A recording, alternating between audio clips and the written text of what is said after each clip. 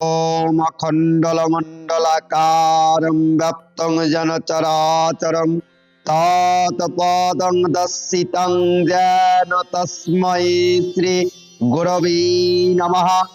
गुरु ब्रह्मा गुरु विष्णु गुरु देव महेश्वर गुरुदेव परम ब्रह्म तस्मै श्री गुरवे नमः। हे कृष्ण করুণা সিন্ধু দীনবন্ধু জগৎপতে গোপীশ গোপিকা কান্ত রাধাকান্ত নমস্তুতে।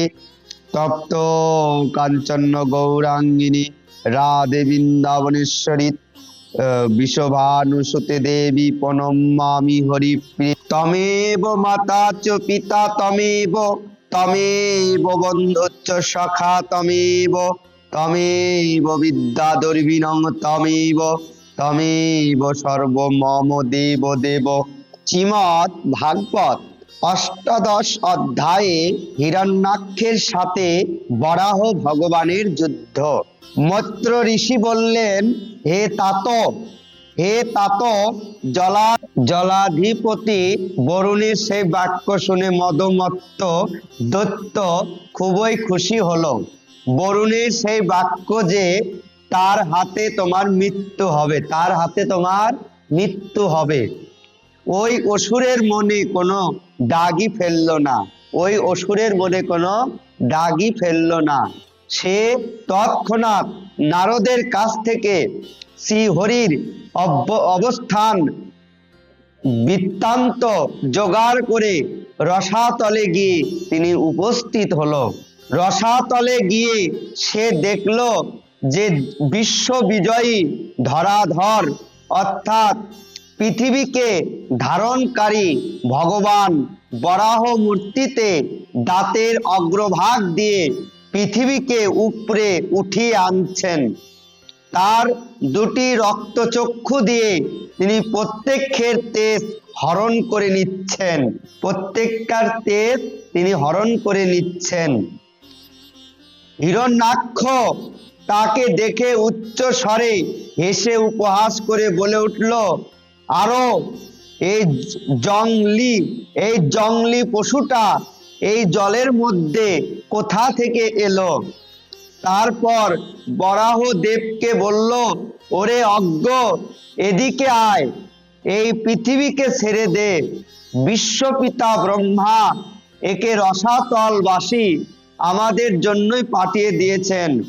ওরে শুক্রাকৃতি দেবা ধর্ম, আমার চোখের সামনে তুই একে নিয়ে নির্বিঘ্নে যেতে পারবি না।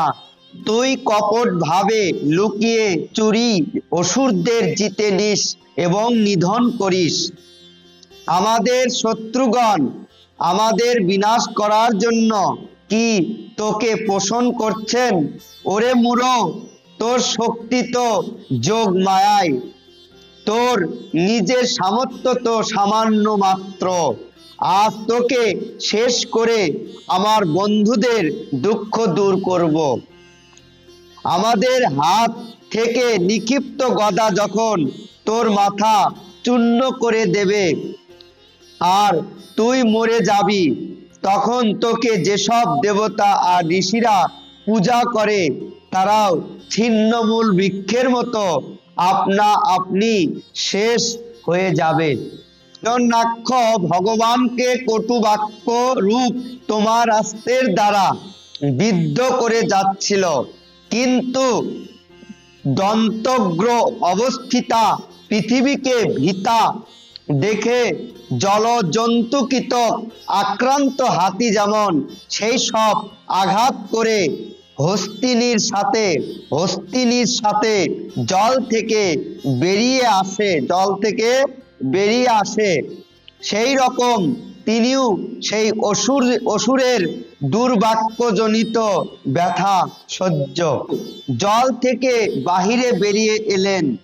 হিরণ্যাক্ষের দুর্বাক্যের কোনো উত্তর না দিয়ে তিনি জল থেকে যখন বেরিয়ে এলেন, তখন কুমারীর যেভাবে হাতির পিছু ধাওয়া করে, পিঙ্গল কেশ তীক্ষ্ণ দন্ত হিরণ্যাক্ষ সেইভাবে তার পশ্চাৎ পশ্চাৎ ধাপিত হলো এবং বজ্র কঠোর স্বরে বলতে লাগলো। এইভাবে পালাতো হিরণ্যাক্ষের দুর্বাক্যের কোনো উত্তর না দিয়ে তিনি জল থেকে যখন বেরিয়ে এলেন, তখন কুমারী যেভাবে হাতির পিছু ধাওয়া করে, পিঙ্গল কেশ তীক্ষ্ণ দন্ত হিরণ্যাক্ষ সেইভাবে তার পশ্চাৎ পশ্চাৎ ধাপিত হলো এবং বজ্র কঠোর স্বরে বলতে লাগলো, এইভাবে পালাতে তোর লজ্জা করে না? সত্যি নির্লজ্জদের পক্ষে কিছুই তো নিন্দনীয় নেই। জলের উপর ব্যবহারযোগ্য এক জায়গায় পৃথিবীকে স্থাপন করে তার মধ্যে বরাহ মূর্তি শ্রীহরি সক্রিয় আধার শক্তি নিহিত করলেন। হিরণ্যাক্ষের উপস্থিতিতেই ভগবান ব্রহ্মা শ্রীহরির স্তুতি করলেন এবং দেবতারা তার উপর পুষ্পবৃষ্টি করলেন। স্বর্ণ লঙ্কার ভূষিত মহাগদাধারী কাঞ্চনময় বিচিত্র বর্মে আচ্ছাদিত হিরণ্যাক্ষ দৈত্য দুর্বাক্য সমূহের দ্বারা ক্রমাগত ভগবানকে মর্মাহত করায় ভগবান শ্রীহরি একটি বিশাল গদা ধারণ করে ভগবান শ্রীহরি একটি বিশাল গদা ধারণ করে ক্রুদ্ধ হয়ে উচ্চ হাস্যে তাকে বললেন। শ্রী ভগবান বললেন, ওরে দুষ্ট, সত্যি সত্যি আমি জঙ্গলি জীব যে তোর মতো গ্রাম সিংহ কুকুরকে ঘুরে বেড়ায়। ওরা দুষ্ট, তোর মতো মৃত্যু পাশবদ্ধ অভাগা জীবের আত্মশ্লেষা বীর পুরুষেরা কোনো সম্মানই দেয় না। হ্যাঁ, এ কথা সত্যি যে রসাতল বাসীদের সঞ্চিত ধন অপহরণ করে নির্লজ্জ হয়ে তোর গদার ভয়ে এখানে পালিয়ে এসেছি। তাছাড়া আমার এমন কোনো শক্তি আছে যে তোর মতো অদ্বিতীয় বীর পুরুষের সামনে যুদ্ধে দাঁড়াতে পারি? তুই পদাতিক বীরদের অধিপতি, সুতরাং এখন নিঃশঙ্ক চিত্রে কাল বিলম্ব না করে আমাকে পরাজিত কর এবং আমাকে বধ করে নিজের আত্মীয় বন্ধুদের দুঃখশ্রু মুছিয়ে দে। আর দেরি করিস না।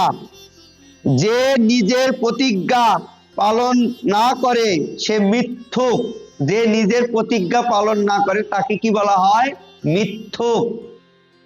সে সভ্য সমাজে বসবার উপযুক্ত নয়। সে সভ্য সমাজে বসবার উপযুক্ত নয়।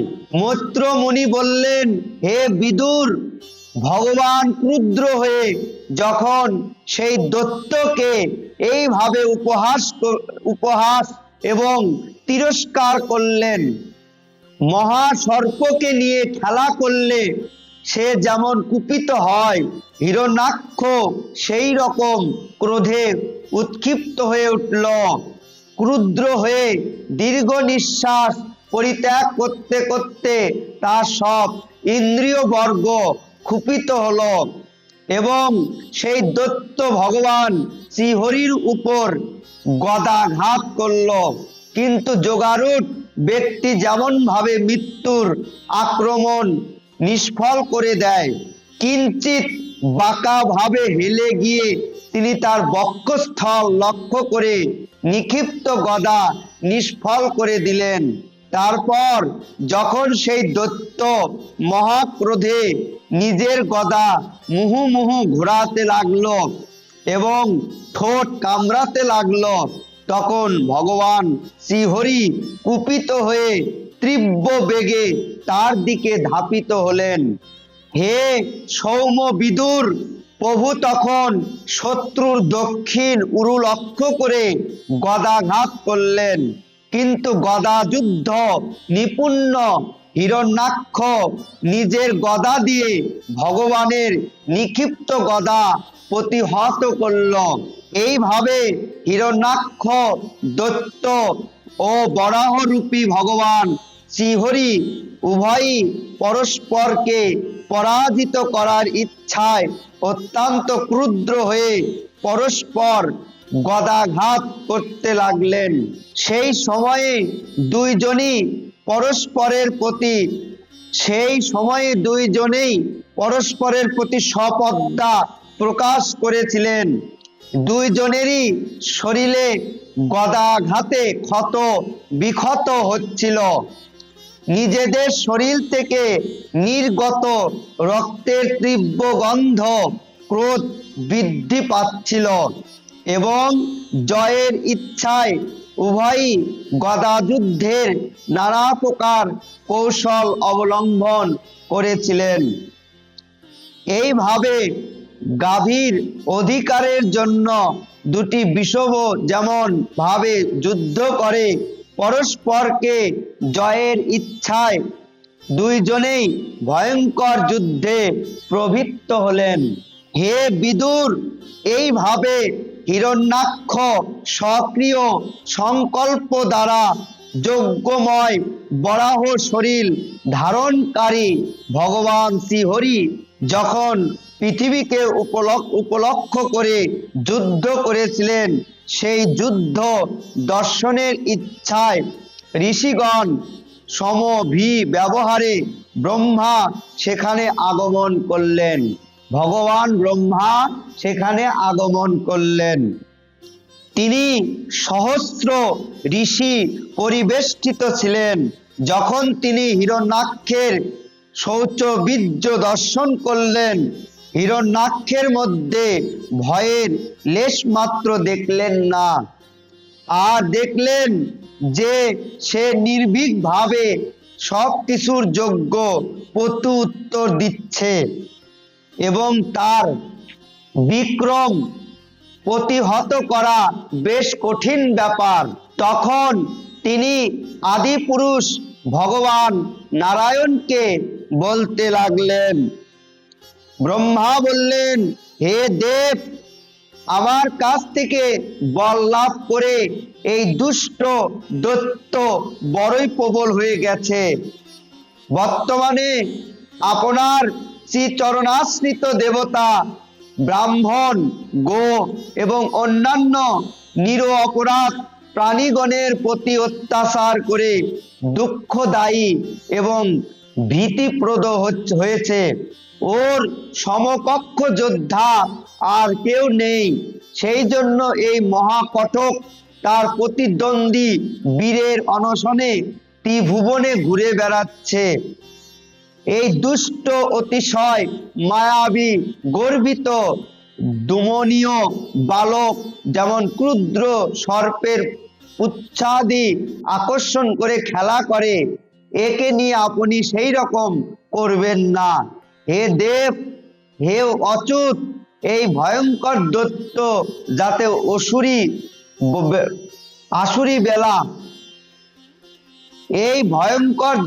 যাতে আসুরি বেলা পর্যন্ত জীবিত থেকেও আরো প্রবল না হয়, তার আগে আপনি আপনার মায়া শক্তি অবলম্বন করে এই পাপীর বিনাশ করুন। হে প্রভু, চেয়ে দেখুন লোক বিনাশকারিণী অতি ভীষণ সন্ধ্যাকাল বা অসুরি বেলা সম্প্রতি আসন্ন প্রায়। হে সর্বাত্মন, এই মুহূর্তে, এই উপযুক্ত সময় সন্ধ্যার পূর্বেই এই অসুরকে নিধন করে দেবতাদের জয় বিধান করুন।